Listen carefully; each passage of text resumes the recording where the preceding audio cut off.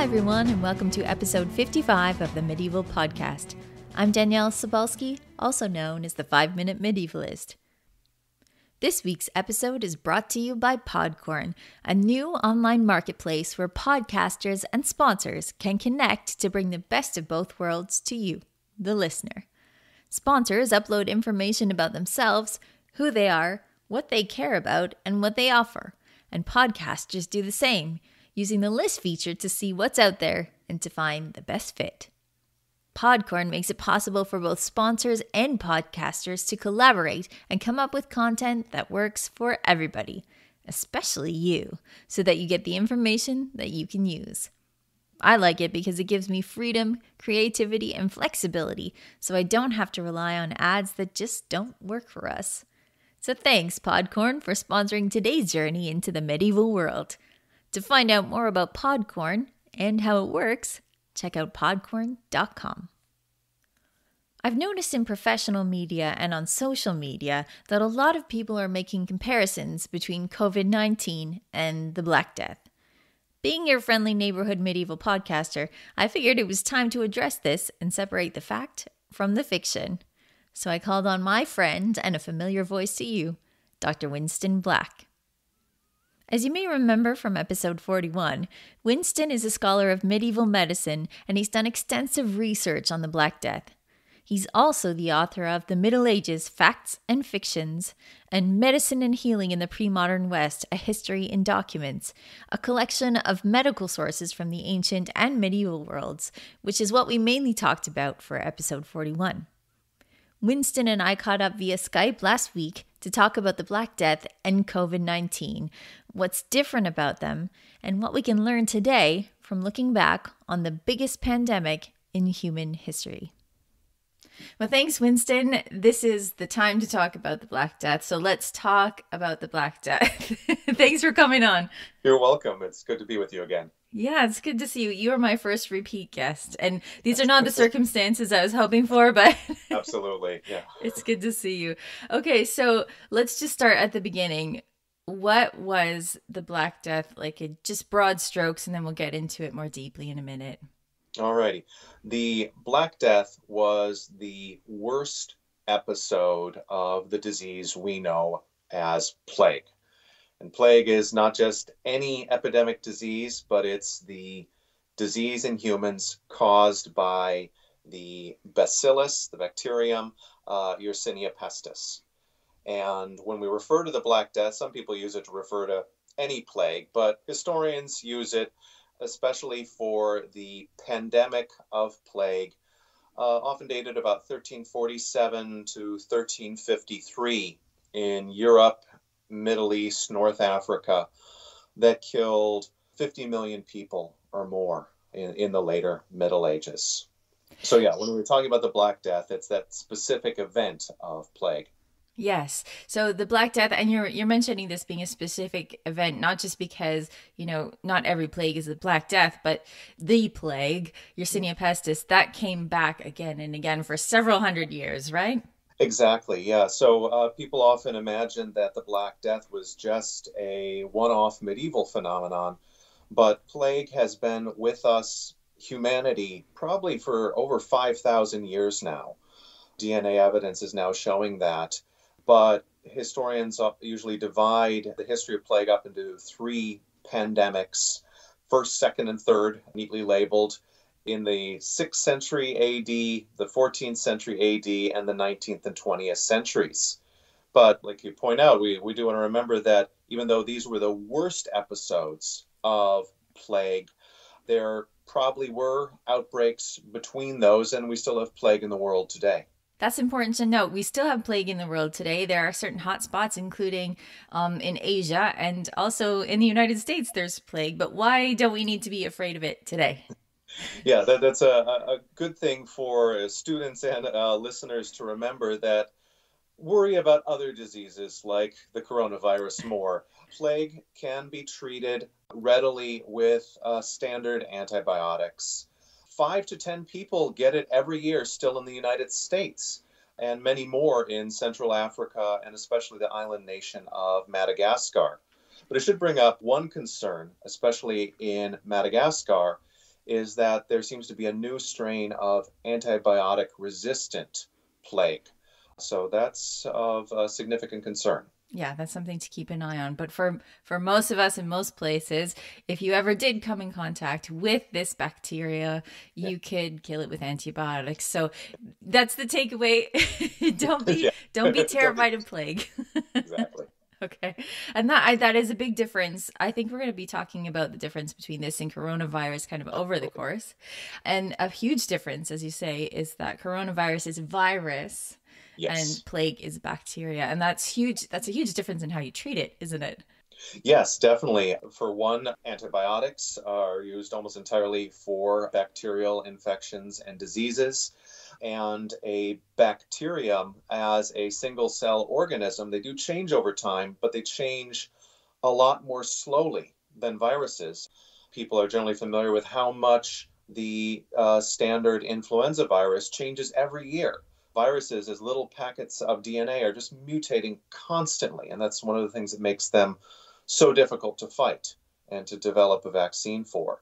Whereas plague has changed very little in 1,000 years. We are going to get back to viruses, of course, and Yeah. later on. But let's come back to the actual Black Death for a second, because I think, again, this is something when people are throwing around the idea of the Black Death in the face of this coronavirus. So let's talk about the symptoms, because the symptoms are completely different from coronavirus as well. So what were the symptoms of the Black Death? Yeah, a lot of people will know the Black Death also as bubonic plague. And it's an apt description. Bubonic is named after buboes. These are swellings of the lymph nodes. We have lymph nodes all over our body, but usually when you get these swellings in plague, they're in the armpits, the groin, or the neck, where we have the largest lymph nodes closest to the surface. And it's this symptom that was most famous or infamous during the Black Death and to this day.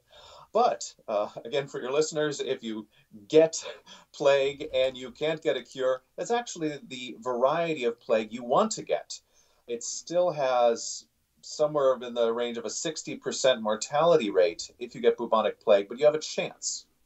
But there are other ways that plague manifests when the bacteria takes over your body.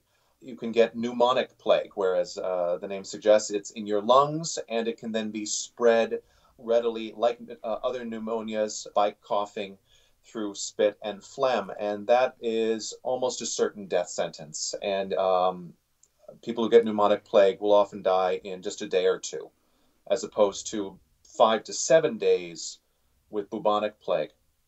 One of the most devastating forms, though, harder to track in the medieval sources, is called septicemic plague, where the bacteria simply overwhelm your bloodstream, give you blood poisoning, and you can die within 24 hours.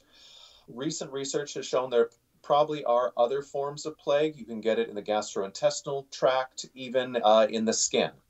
So this is a very adaptable bacteria that can attack our bodies in numerous ways.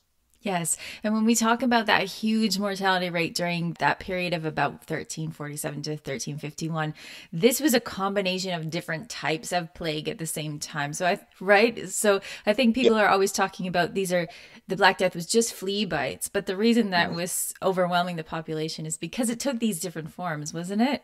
Almost certainly. This is still being debated vigorously by plague historians. But yeah, it seems the best explanation for why plague killed probably at least 50% of the population wherever it hit is that it probably arrived by fleas carrying the bacteria, fleas that came from rodents, but then it could turn pneumonic in areas, especially in colder areas of Northern Europe and Northern Central Asia. And this can explain why plague would persist through colder months where rodents and fleas are not as great of a concern. So it's probably a combination of these different manifestations of plague that cause such a devastating mortality. Yeah. And it traveled quite slowly in comparison to what we're looking at now, because it traveled mostly through human contact in these fleas, right? And how did it travel across the globe? How did it get there? Yeah, today, of course, we have the main concern is air travel, which can bring a virus around the world in a matter of hours. Things move slower in the 14th century or even the 19th century.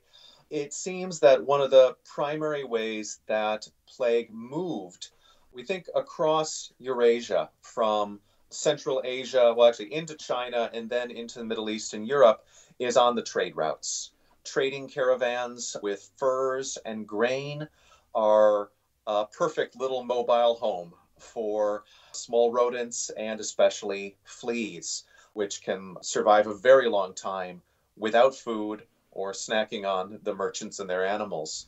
Um, I do want to correct maybe something you said there that it might seem slow to us compared to the virus, but we're still baffled as historians at the relative speed of the Black Death because when we look at modern plague, for example, the plague that's in North America, it probably arrived in San Francisco, we think in the year 1900, and it's taken over 100 years for plague to move about 500 miles in rodent populations. So that is astonishingly slow.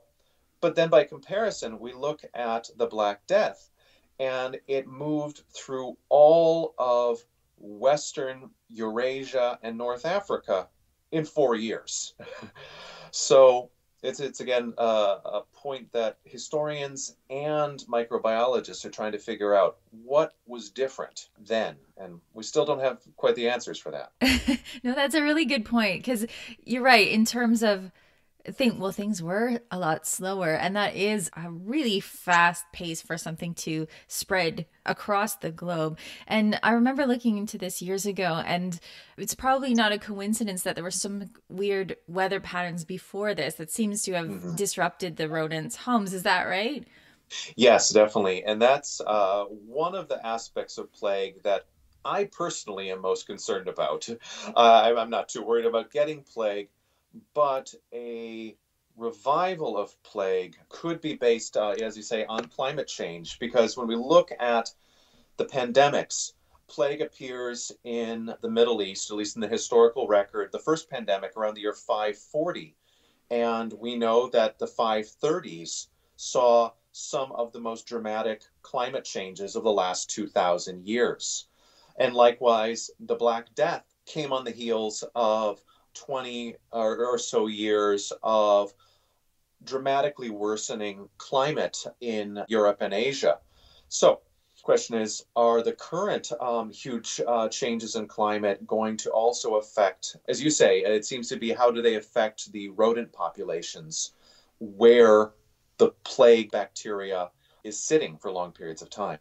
Yeah, because it seems as if, I think from what I was looking at before, and you can correct me if I have this wrong, it was very wet weather that was moving a lot of rodent populations from the Asian steppes towards the west, but then it was humans that kind of took it up Yeah. and brought it a lot further. Okay, Yeah. so here's a question. We do know a little bit about the plague, the Black Death, by the writings that people were writing at the time, because it was a pandemic. It was scary. You know, every second person was dying from it. So we do have a lot of written records from chroniclers. But how do you study this, and especially the movement of plague from here in the 21st century? How do you study it? What gives you clues as to how it moved? How it moved during the Black Death? Yes, and I guess Yeah. what I'm trying to lead you to is what is the science that we're using to trace the Good. Black Yeah. Death? That's where I thought you were going. It Yeah. is. We are so fortunate to have hundreds of amazing documents from medieval Europe and from the Arab Islamic lands in the 14th and 15th centuries that give us some really important clues how it moves in those areas. Where we as historians have still a big blank space is on the rest of Asia and Africa, I should say sub-Saharan Africa. We've got good documents from North Africa. It's almost certain that, yeah, plague came from Central or Eastern Asia, but we are lacking the documentary evidence from medieval China or medieval India.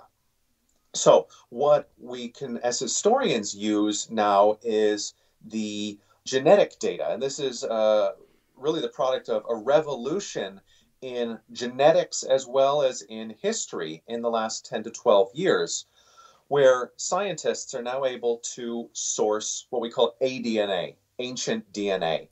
It's fascinating, the idea that we can still get viable packets of protein, bits of DNA, from people who have been dead hundreds or even thousands of years.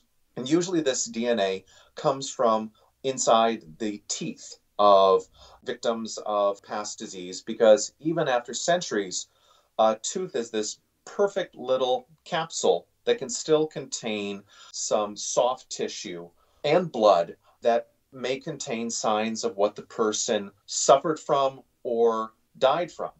And not only people, but I should stress we can do this with animals as well. And so what microbiologists and paleogeneticists, people who study old DNA, have been able to do is, from hundreds of human skeletons and rodent skeletons, have been able to recreate a genetic story of plague over the centuries.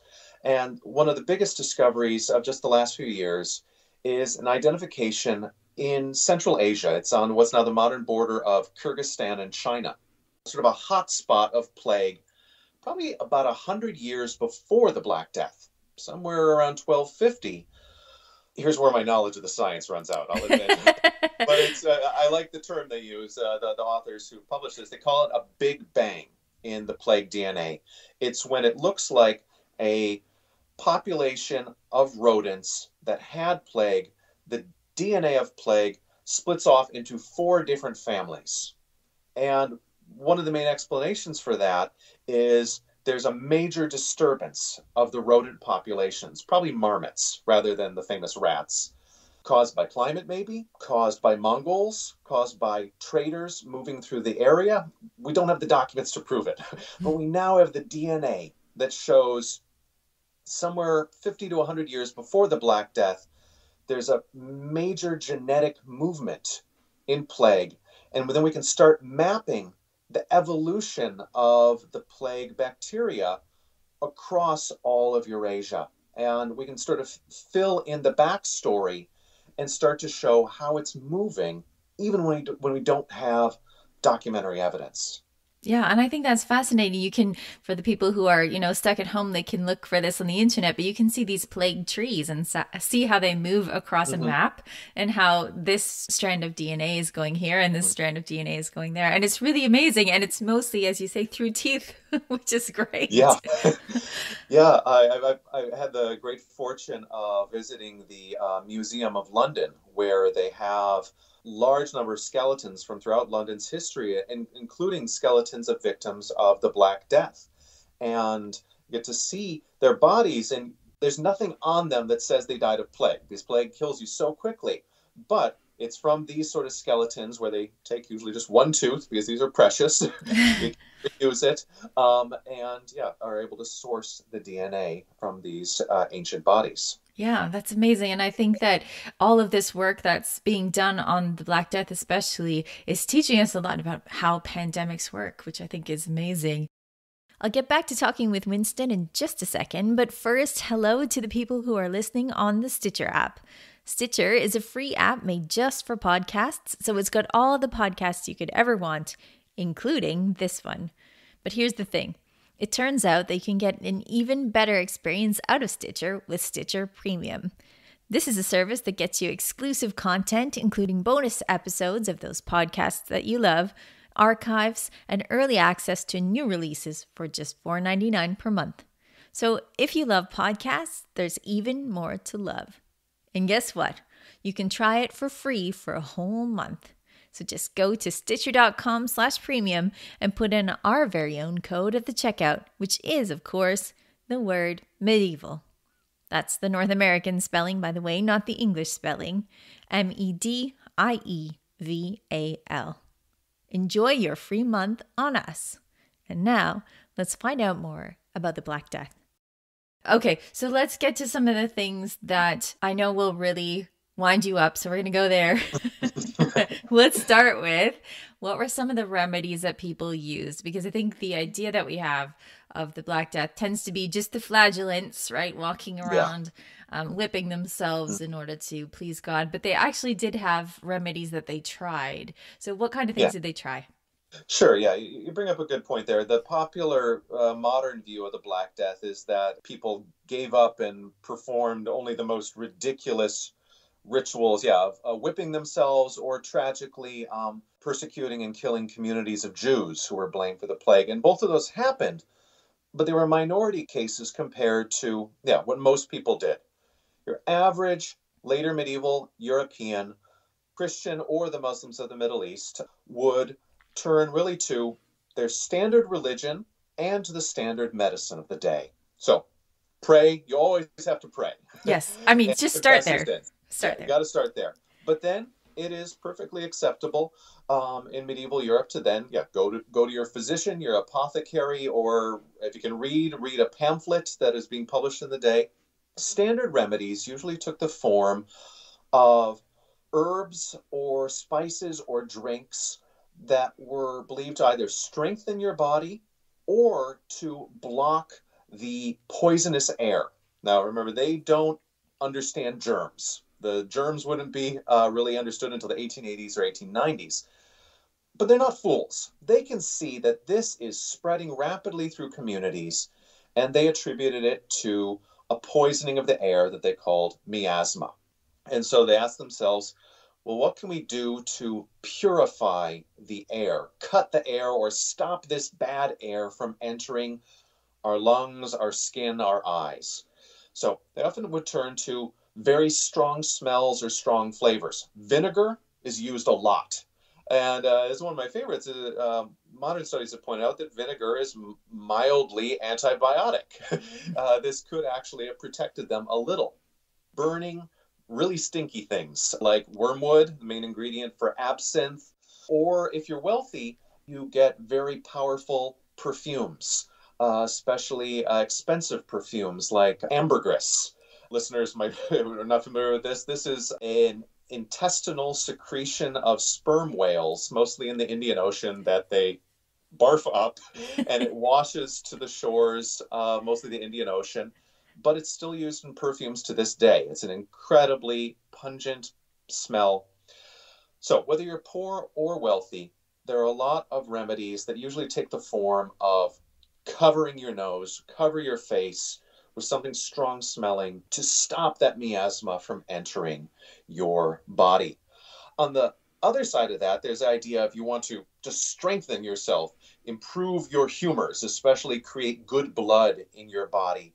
And those would often go to remedies typical of the later Middle Ages, where you want to strengthen the blood through red wine or meat to make your heart stronger, is the idea. Because one of the main explanations they had is that plague actually goes straight to the heart and corrupts it in its essence. So, also block the air, block your heart. These are good ideas, actually making yourself strong and keeping this, well, because if it's pneumonic, the stuff that's going around your area, it will help you to cover up your face to a point, which is useful. And we know that Islamic doctors were also saying the best thing you can do is just put some distance between you and everybody else. Don't go out into crowds. That's the best way to keep yourself safe. And I mean, even in Italy, we have the Decameron where they're like, we just need to get out of the city. We just need to get away from people. So distance was a good thing as well. And as you say, they weren't fools. They knew that you should keep your distance from sick corpses, for example. They knew this for a long time. So this distance thing and keeping yourself covered from the smell, it was on the right track, I think. Yeah, I mean, these ideas of social distancing, containment, the words of the week, they grasp the idea. What it can be confusing for modern people is we tend to think in terms so often of either religion or science. But for later medieval populations, they could eagerly do both. Yes. So, you take the medicine. If you can flee, you flee, and isolate yourself. But you pray and do penance. Yes, absolutely. I think both of these things are probably going on everywhere as well right now. You should pray, you should do your penance, and then you should also take your medicine, which is definitely something important. Now, we're talking about covering your face and using things that are smelly to help you. But I'm going to wind you up here. Oh Plague yeah. doctors. Oh yeah. Oh yeah. Had to go there. Were not a thing during Okay. the Black Death. So tell us Yeah. about plague doctors. Yeah, absolutely. Because anyone who spends any time these days on Twitter or Facebook will see plenty of uh, memes, darkly humorous memes showing the famous plague doctor with the bird-like, terrifying mask. And it's popularly believed that that is medieval, that that was used during the Black Death. But I think, yeah, we talked about this on my last visit with you, but it's worth bringing it up again. Yep. Yeah, these don't appear for 300 years until after the Black Death. We start finding them really only in the second half of the 17th century. There were new waves of plague in the 1650s and 1660s. Probably the most famous in North America is the Great Plague of London in 1665. But it is worth bringing it up because it's a good reminder that pre-modern medicine wasn't static. They changed over time. It took several centuries for doctors and their patients to finally really develop the idea of a very protective mask. Yeah, we were talking about 14th century people trying to protect themselves from bad air, but there's little evidence of masks. But when we get to the 16th and then especially the 17th century, we get more and more elaborate facial covering, even full body covering, that we might laugh at the ridiculous image of the plague mask, but this is the precursor of modern masks for medical purposes. We understand the germs rather than the miasma, but this is where we can find some of the historical roots of the tragic shortages on medical masks that are happening right now. Yeah, and I like to think about it when I think about people maybe judging the people of the Middle Ages too harshly, thinking about if you were suddenly dropped on a desert island, what would you use Yeah. to solve everyday problems? And I think that some of the learning that was happening, as you say, it comes from the experience of this plague coming back and back and back and back, and then you see the evolution and how things are treated. One of the things that I wanted to bring up, and I don't know a lot about this, you can help me about this. We know that during the Black Death, there were a whole bunch of people. It almost was indiscriminate in who it killed. But then when it came back, it started to target different populations. So can you tell us a little bit about how that changed when it came back, what the victim profile was like? Yeah, absolutely. Because as we were mentioning before, the Black Death was only the first and worst outbreak of the so-called second pandemic of plague, which would keep on coming back for 400 years in Europe and the Middle East. And what's especially tragic is just about 12 to 15 years after the Black Death, plague returned to Europe, and the chroniclers of the day would call it the plague of the children, because to their eyes, the primary victims were the young children who had been born since the Black Death. Now, here's what starts to trouble historians of epidemics and microbiologists. When we look at modern plague, you can't build up an immunity to it. There's no herd immunity or personal immunity like we find with most viral diseases. But when we look at the plague of the children, it certainly looks, if the chroniclers are telling the truth, it looks like the adult survivors had built up some sort of immunity, and we don't have an explanation for this yet. Similarly, by the end of the 14th or into the early 15th century, plague increasingly is associated with the poor. It's being described not as a disease that cuts down everyone indiscriminately, like the Black Death, but as a disease of the poor areas of cities. Now, again, historians, especially Anne Carmichael, have explored, is this a biological reality? Is this now becoming a disease of filth in the poor areas? Or is this reflecting the bias of Renaissance authors in the 15th century? So sadly, I don't have answers for either of those questions. But what we do start to see is, as you point out, changes in the populations who are being affected by these diseases.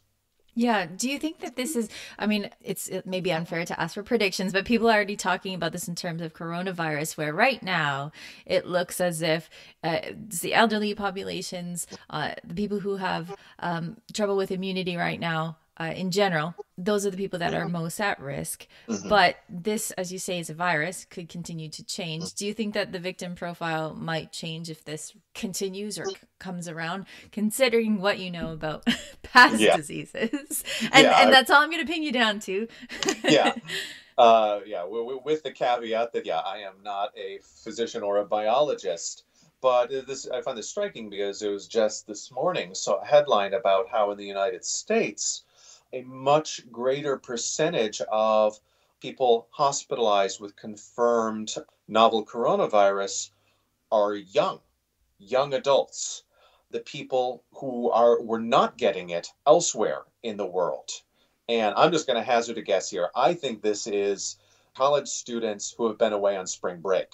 Yeah. That's all I'm going to hazard. That's my main concern right now, that we're going to see it get much worse in the United States and Canada, specifically because of where young people and anyone traveling on spring break were. This is going to move the disease around much more. That's all I'll hazard on that one. Yeah.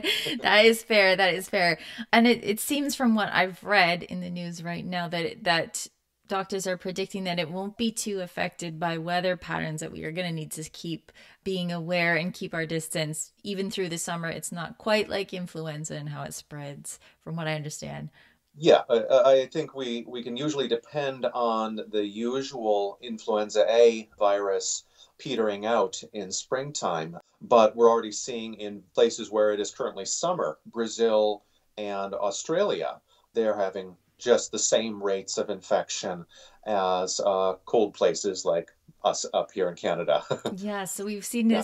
this in history, we're seeing it now as well. So I should come back to the Black Death for another minute, because I think that what people are starting to speculate about now is what the social fallout might be economically and things like that. So can you just give us kind of a brief summary of what happened in the 14th century? Yeah, Not saying this is going to happen now, but let's see what of course. happened in the 14th century when half the population died Mhm. of the plague. What happened? Yeah, and I think this is where it's the best use for looking at the Black Death. We don't want to look at it medically because they didn't have the medicine and it's a bacteria, not a virus.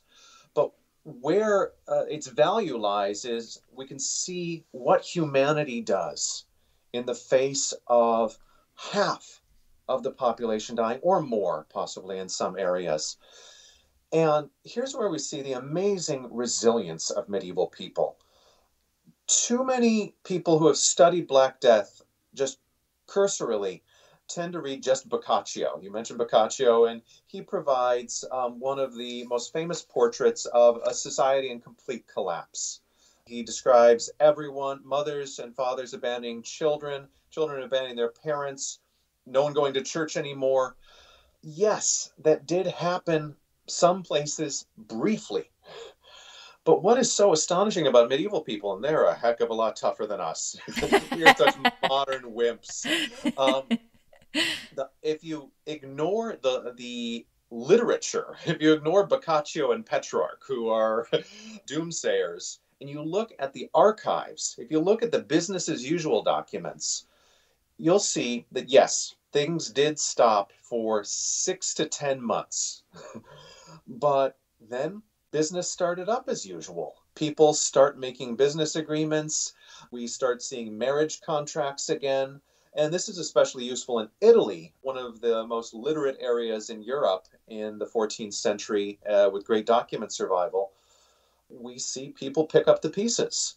And in some areas, I mean, it's not something I want to go through, but it's what's sometimes called the silver lining of the Black Death, where in some areas, especially England, it would actually prove beneficial for the economy, at least for the regular people, because peasants and laborers and poorer workers in the towns and villages found they could demand much more money for their labor. They realized their labor was far more valuable now that they were the rarer survivors.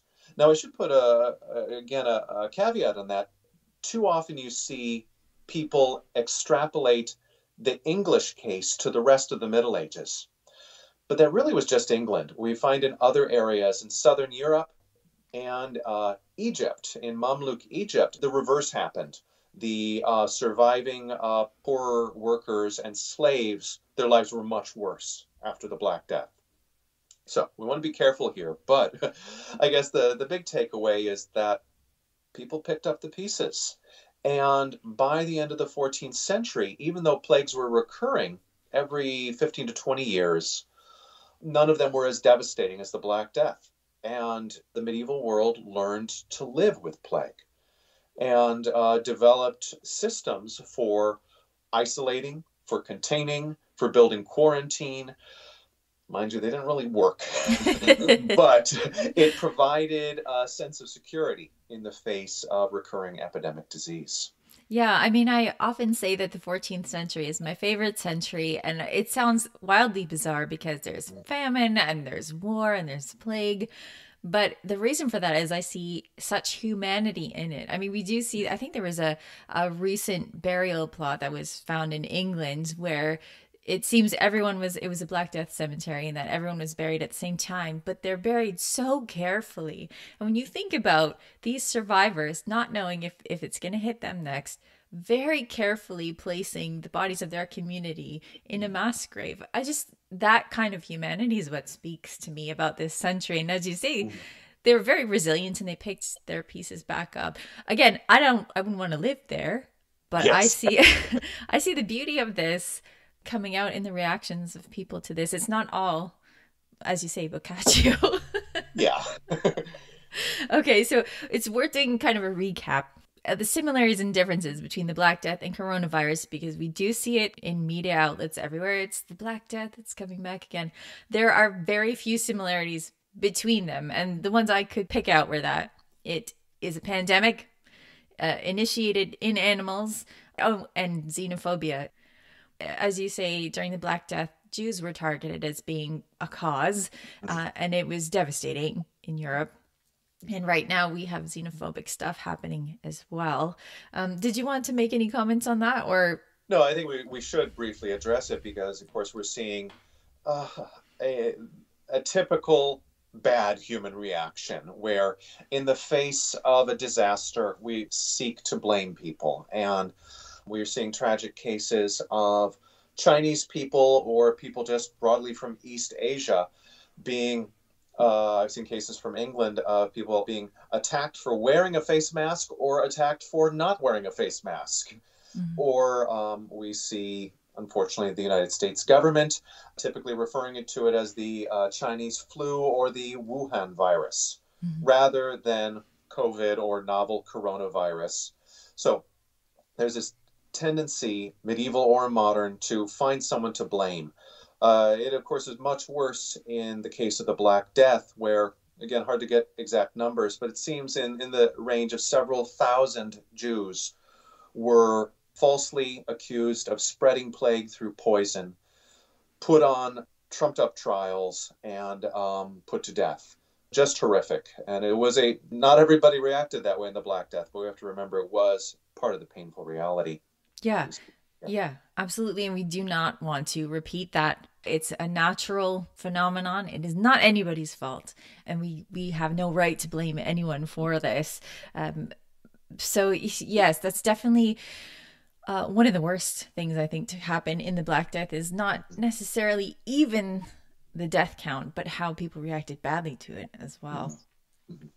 So if we look at the comparisons, that is one of the ugliest ones. But there are not a lot of similarities between the Black Death and coronavirus. So have I missed anything? Do you think? I see it as being, we have awful xenophobia coming back around. It is a pandemic. It started with animals. But other than that, I don't think it's very similar at all, despite what the media might say. Yeah, I think we need to remember the huge differences between a bacterial disease and a viral disease.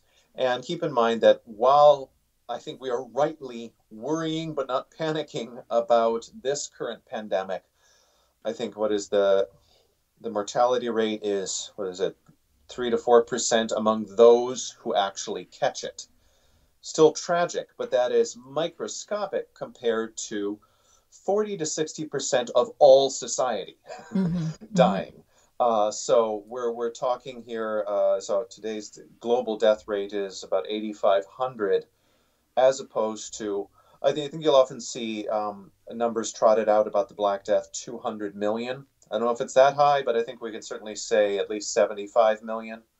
So yeah, huge differences. It's useful to look at past pandemics to see the human reactions, to learn where they were intelligent or how far we've come. But yeah, don't be too cavalier about comparing the current disease to Black Death. Yeah, absolutely. So as a historian of disease, what advice do you have for people as we sign off today in the midst of our latest global pandemic? What would you say people need to remember? Listen to the scientists and the medical authorities. And here's where we can follow the example of people in 1348. This was actually my final example here to leave us with. In 1348, when the King of France knew that plague was coming into his kingdom, he did, of course, say everyone should pray. But one of the first things he did is he went to the University of Paris and he asked the scientists and medical faculty to write up a document advising him and the public on how they should react in the face of a disease. And this is exactly what people should be doing today, and we're seeing every effective government in the world doing, turning to the medical and scientific and educational professionals, and of course the nurses and doctors. What do we do? How should we behave? And while the advice today is different than the advice in 1348, the model is there. And I think that's stay home. Yes. Hashtag stay home. Yeah, yes. We'll get through this. Stay home, wash your hands, don't panic. We will get through this. Well, thank you so much, Winston, for talking to us about the Black Death and giving us some reassurance. Good. I hope I can help people. Thank you so much. Yep. Bye-bye. For more straight talk about the medieval world and its medicine, you can find both of Winston's latest books, The Middle Ages, Facts and Fictions, and Medicine and Healing in the Pre-Modern West, A History in Documents, at your favorite bookstores or through Amazon. Before we go, here's Peter from medievalist.net to tell us what's on the website. What's going on, Peter? Hi, Danièle. Yeah, well, it's we're still dealing with social isolation, coronavirus, everything like that. I'm really glad you had a chance to do this kind of podcast this week's episode. So, but on the site, we do have a bit more kind of related news of what's being canceled about the coronavirus. But we also have another very kind of important piece. It's promoting a new documentary called Vikings versus Neo-Nazis. It looks at how medieval history lovers are confronting the far right in Sweden over the use of Norse history. So it's something you can actually watch the full documentary, and you can read a little bit more about its background on our site. And then we also have some more lighthearted stuff this week, like the medieval history of toilet paper. That's topical. Exactly. We're going for like the various kinds of humor here on medievalist.net. Yeah, so, you need to have some lighthearted stuff, right? Yeah, and I just want to thank all the writers that we've had, like they're kind of pitching in, putting in new content, including yourself. And I want to thank you all for hard work and keeping the website up and running with new content pretty much every day. So thanks. Yeah, awesome. There's always stuff to read. Well, thanks, Peter. You take care. You too. For those people who saw on social media that I offered to post a video on YouTube answering your kids' questions about the Middle Ages, that is the very next thing on my agenda, so watch out for that over the next few days. I was delighted to get questions about everything from bananas to, of course, toilet paper, and I will be happy to entertain your kids for a short while. I hope that it helps you a little. I know that people are starting to turn more and more to audio and to the internet to keep us all both entertained and busy. And I want to thank all of our patrons on Patreon for keeping the podcast going. If you're enjoying the podcast, please consider supporting us. We've got all sorts of goodies for you on Patreon, like subscriptions to Medieval Warfare magazine, which you can get digitally or on paper, or books with our Boydell and Brewer book club. Even if you can only kick in $1, your support makes a big difference, and it's very, very appreciated. So check us out at patreon.com/medievalists. For the latest information about the medieval world, you can follow medievalists.net on Facebook or Twitter @medievalists. And you can find me, Danièle Sobalski, on social media at 5MIN-medievalist or 5-minute medievalist. So reach out if you're feeling isolated, because there's a real human being on the other end. For more indoor entertainment, you can find my new book, Life in Medieval Europe, Fact and Fiction, which is different from Winston's, but also awesome, along with my other books on Amazon, Barnes & Noble, and Waterstones. Our music is Beyond the Warriors by Geefrog. Thanks for listening, and keep your chin up.